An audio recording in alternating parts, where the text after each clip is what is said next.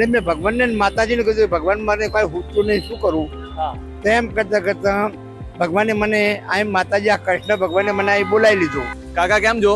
સારું છે સાહેબ, સારું છે. એકદમ હા, માતાજીની દયા છે.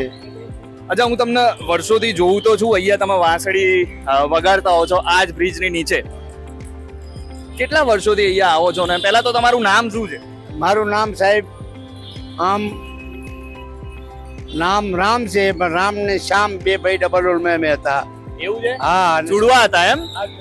રામ ને શ્યામ બે જુડવા હતા. શું વાત છે? હા સાહેબ, એ એક્સપ્રેસ 2018 માં કાળુપુર સ્ટેશન ઉપર અમે મજૂરી કરતા હતા. અને સાહેબોને બહુ આધાર પ્રેમ હતો. પછી મેં સાહેબ એવી ચોટ વાગી કાળુપુરથી ભદ્રકાળી આવ્યો. ભદ્રકાળીથી બધા કોરાણા બેઠા ને સાહેબ, એટલે મેં ભગવાનને માતાજીને કીધું ભગવાન મને કોઈ પૂછતું નહીં, શું કરું? તેમ કરતા કરતા ભગવાને મને આ માતાજી આ કૃષ્ણ ભગવાને મને અહીં બોલાવી લીધો. અને જનતાએ મને સાથ સંકાર આપ્યો. જનતાએ સાથ સંકાર આપ્યો. મેં કીધું એ ભગવાન બધાનું સારું કરે ને તો મારું સારું થાય.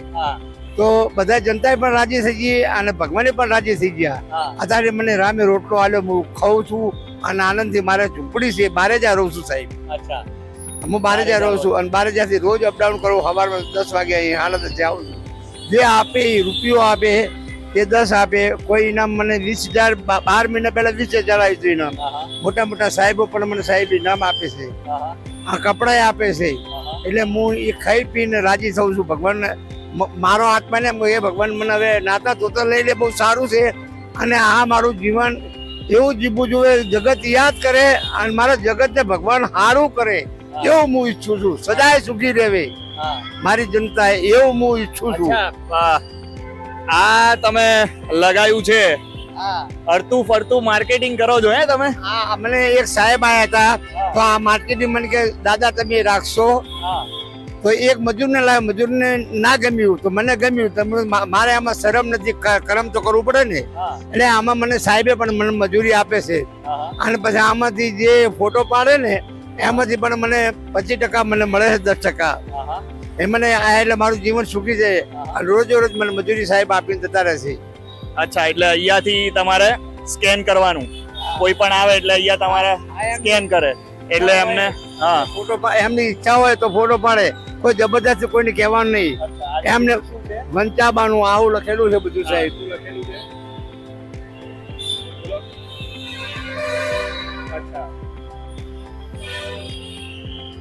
એટલે આ બધું તમે જુઓ,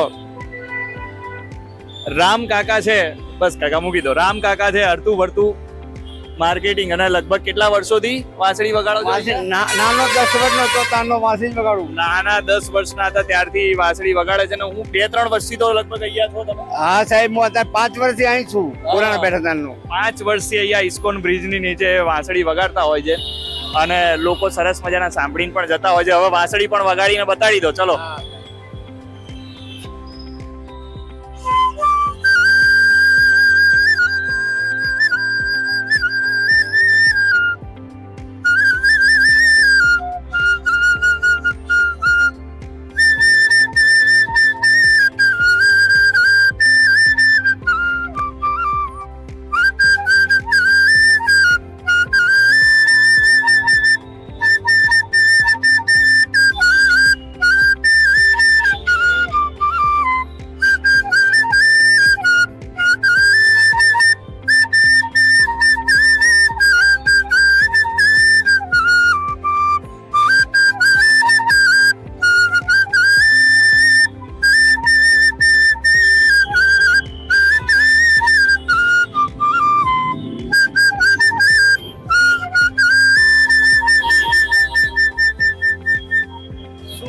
શું વાત છે. હજુ એક ભજન સાંભળવાની ઈચ્છા થઈ ગઈ.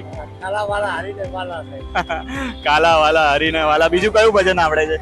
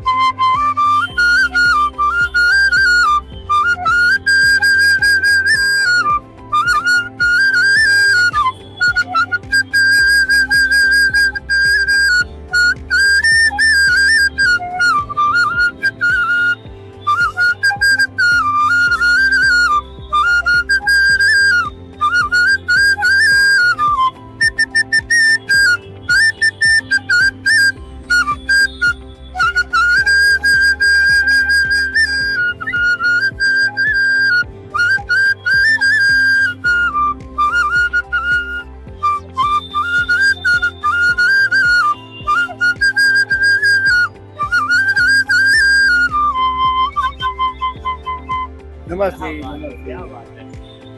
એટલે તમે જુઓ આજુબાજુ ઇસ્કોન બ્રિજની આ 4 રસ્તા છે, ઇસ્કોન 4 રસ્તા.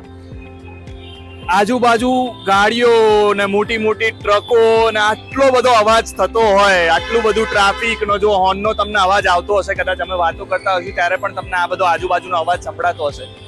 અને આ ટ્રાફિકના અવાજ વચ્ચે જ્યારે કાકા વાંસળી વગાડે છે ને, ત્યારે લોકો થોડી વાર તો અહીંયા આવે છે અને કાકાની જે વાંસળીની જે મધુરતા છે એ સાંભળવા માટે લોકોને અહીંયા આવવું પડે છે. અને વાંસળી અને રામ કાકા લોકોને અહીંયા ઊભા રહેવા માટે અને તેમની વાંસળીની મધુરતાને સાંભળવા માટે મજબૂર કરી દે છે.